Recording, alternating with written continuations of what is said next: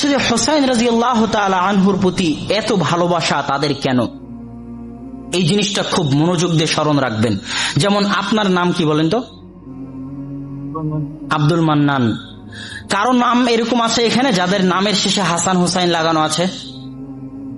মেহেদি হাসান আছেন না কেউ? আপনার নাম কি? মোহাম্মদ কবির হোসেন। হোসেন লাগানো আছে নামের শেষে, কেন জানেন? বাংলাদেশ, ভারত, পাকিস্তান এই দেশগুলো কয়েকশো বছর শিয়ারা শাসন করেছে, এই জন্য নামের শেষে হাসান হোসাইন না লাগালে নাম পূর্ণ হয় না। এটা হলো শিয়া প্রভাব। আমি আপনাকে একটা উদাহরণ দিলাম যে শিয়ারা আমাদের দেশে কতটা প্রভাব বিস্তার করেছে, যে আমাদের দেশে নামের শেষে হাসান হোসাইন না লাগালে নাম পূর্ণ হয় না। কথা স্পষ্ট হয়নি? এখন আসেন যে কেন হাসান এবং হুসাইনের প্রতি এত ভালোবাসা। হাসানের প্রতিও নয়, হুসাইন রাদিয়াল্লাহু তাআলা আনহুর প্রতি কেন এত ভালোবাসা শিয়াদের। তার আগে আরো একটা বিষয় স্পষ্ট করি। আমাদের দেশে রুস্তম নাম আছে না মানুষের? রুস্তম কে জানেন? রুস্তমকে হয়তোবা জানেন না। 636 খ্রিস্টাব্দে কাদেসিয়ার যুদ্ধে পারস্যদের বিরুদ্ধে, পারস্য নাম শুনেছেন?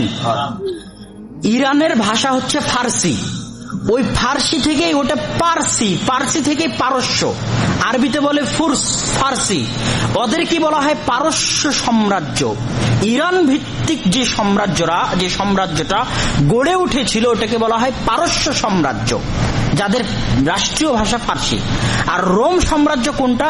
ইতালির একটা শহর আছে রোম, মনে আছে? ইতালির একটা শহর হচ্ছে রোম, ওটাকে বলা হয় রোম সাম্রাজ্য, মানে আজকের ইউরোপ, যেটাকে আল্লাহ সুবহানাহু ওয়া তাআলা কোরআন মাজিদে বলেছে গলিবাতির রোম। রোম একদিন বিজয় হবে, মুসলমানেরা একদিন রোম বিজয় করবে নিঃসন্দেহে, ইউরোপ একদিন বিজয় করবে। তো রোম সাম্রাজ্য হলো ইউরোপ, আর পারস্য সাম্রাজ্য হলো ইরান, যাদের রাষ্ট্রীয় ভাষা ফার্সি, যাদেরকে আমরা পারস্য বলছি, ফার্সি।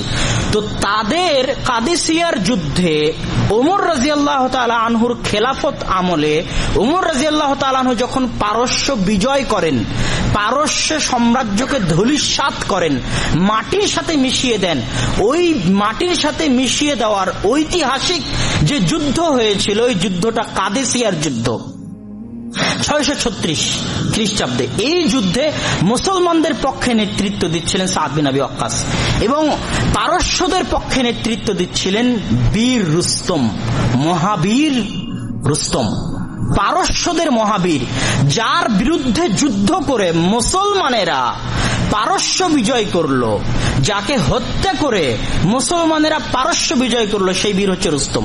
যে রুস্তম চাইতো ইসলামকে ধ্বংস করার জন্য। কথা মনে হয় বুঝাতে পারিনি। সেই রুস্তম কি করে মুসলমানের নাম হয়? কেন? কেননা ইরানরা আজকে ওই রুস্তমকে, শিয়ারা আজকে ওই রুস্তমকে মহাবীর মনে করে। শিয়াদের পার্সি ভাষায় একটা উপন্যাসে বই আছে শাহনামা, সেই শাহনামাতে রুস্তম সোহরাবের বাপ বেটার ঐতিহাসিক কাহিনী বর্ণনা করা আছে।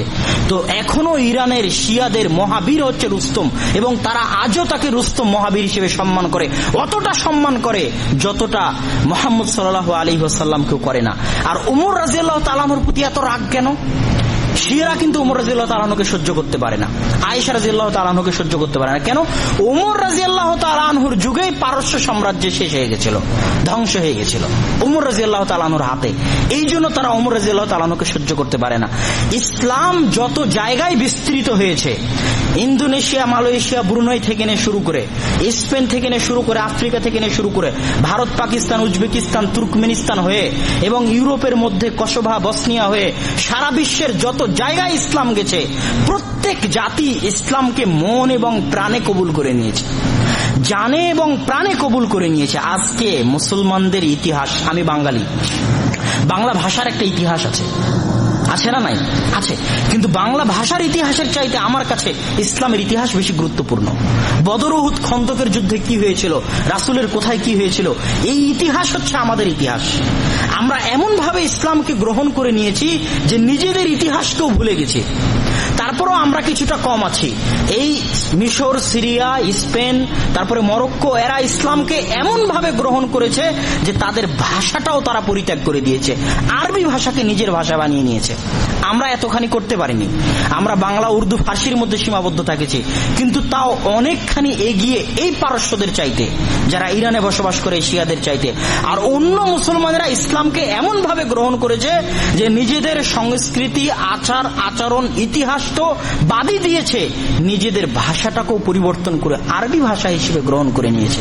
কিন্তু একমাত্র জাতি এই পারস্য, যারা ইসলামকে মনে প্রাণে কবুল করতে পারেনি। এখনো তারা তাদের ওই পারস্য ইতিহাসকে, ওই সাম্রাজ্য, যেই সাম্রাজ্য রাসূল আসার আগে ছিল, ওই সাম্রাজ্যের ইতিহাস নিয়ে গর্ব করে, বীর রুস্তমকে নিয়ে গর্ব করে এবং ওই সাম্রাজ্য পুনরায় প্রতিষ্ঠা করার স্বপ্ন দেখে, কিন্তু নামে মাত্র ইসলামের নাম তাদের গায়ে চড়িয়ে রাখে। এতটুকু বলার পর এবার সামনে আসি যে হুসাইন রাদিয়াল্লাহু তাআলা আনহুর প্রতি এত ভালোবাসা কেন, অথচ আলী যেদিন মারা গেলেন রাদিয়াল্লাহু তাআলা আনহু, হায় আলী, হায় আলী করা উচিত ছিল। আলীও তো আল্লাহ রাসূলের পরিবারের, আল্লাহ রাসূলের নিজ চাচার ছেলে। শুধু কি হোসাইন আল্লাহ রাসূলের পরিবারের? হাসানও তো আল্লাহ রাসূলের পরিবারের। তো হায় হাসান, হায় হাসান করা উচিত ছিল। হাসানকেও মানুষ হত্যা করেছে রাদিয়াল্লাহু তাআলা আনহু। শুধু হোসাইনকে নিয়ে কেন এত ব্যস্ততা? তার কারণ হচ্ছে ওমর রাদিয়াল্লাহু তাআলা আনহুর আমলে যখন পারস্য ওমর রাদিয়াল্লাহু তাআলা আনহু বিজয় করেছিলেন, তখন পারস্যের বাদশাহের কন্যা শাহজাহান নাম, শাহজানানা এরকম নাম, তাকে বন্দী করে ইসলামী সাম্রাজ্যে নিয়ে আসা হয় এবং যখন গনিমতের মাল বন্টন হয় তখন এই শাহজানানাকে হুসাইন রাদিয়াল্লাহু তাআলা আনহুর সাথে বিবাহ বন্ধনে আবদ্ধ করে দেওয়া হয়। তো এই হুসাইন রাদিয়াল্লাহু তাআলা আনহুর যিনি স্ত্রী, তিনি হচ্ছেন পারস্য সাম্রাজ্যের রাজার মেয়ে। পারস্য সাম্রাজ্য ধ্বংস হয়ে যারা বন্দী হলেন তাদের মধ্যে পারস্য সাম্রাজ্যের রাজার মেয়েও ছিল। সেই রাজার মেয়েকে বিয়ে করেছিলেন হুসাইন রাদিয়াল্লাহু তাআলা আনহু। তো হুসাইন রাদিয়াল্লাহু তাআলা আনহুর যে সন্তান সন্ততি, এদেরকে শিয়ারা এত বেশি ভালোবাসে যে শিয়াদের যে 12 জন ইমাম আছে, এই 12 জন ইমামও হুসাইন রাদিয়াল্লাহু তাআলা আনহুর সন্তানদের অন্তর্ভুক্ত। তাও শুধু এই স্ত্রীর, এই মেয়ের যে সন্তান তাদের অন্তর্ভুক্ত। এখান থেকে স্পষ্ট যে তারা হুসাইন রাদিয়াল্লাহু তাআলা আনহুকে মুহাম্মদ সাল্লাল্লাহু আলাইহি ওয়াসাল্লামের ওই নাতি হওয়ার জন্য ভালোবাসে না, বরং তাদের রাজার যে মেয়ে ছিল ওই মেয়ের জামাই হওয়ার জন্য ভালোবাসে। এবং রাসূল সাল্লাল্লাহু আলাইহি ওয়াসাল্লামের অন্য সন্তান সন্ততিকে, অন্য নাতি নাতিনকে এতটা ভালোবাসে না, অন্যদের ছেলে মেয়েকে এতটা ভালোবাসে না, শুধু হুসাইনের কেন ভালোবাসে?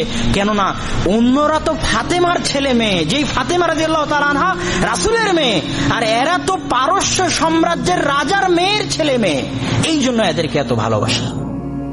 এই জন্য শিয়াদের সম্পর্ক ইসলামের সাথে নয়, আজও শিয়াদের সম্পর্ক হচ্ছে ওই পারস্য সাম্রাজ্য প্রতিষ্ঠা করা, যে সাম্রাজ্য ওমর রাদিয়াল্লাহু তাআলা আনহু তাদের কাছ থেকে ছিনিয়ে নিয়েছিলেন। আর হুসাইন রাদিয়াল্লাহু তাআলা আনহুকে তারা শুধু এই জন্যই ভালোবাসে, তা যেন হুসাইন রাদিয়াল্লাহু তাআলা আনহু তাদেরই রাজার মেয়েকে বিবাহ করেছিলেন, তাদেরই রাজার মেয়ের স্বামী ছিলেন, এই জন্যই তারা ভালোবাসে। এই বিষয়টা, এই ইতিহাসগুলো আমাদের মাথায় রাখতে হবে। শুধু আবেগের সাথে চললে হবে না।